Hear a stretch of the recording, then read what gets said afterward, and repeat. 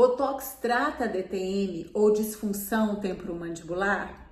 O Botox pode ser de grande ajuda naqueles pacientes que se queixam de dores de cabeça constantes, crônicas e principalmente aquela dor de cabeça que se manifesta quando ele acorda.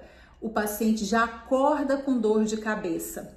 Nesses pacientes podemos lançar mão das aplicações de Botox em alguns músculos elevadores da mandíbula e também em músculos na região de pescoço para ajudar no controle da dor enquanto fazemos exames e traçamos o diagnóstico e um plano de tratamento.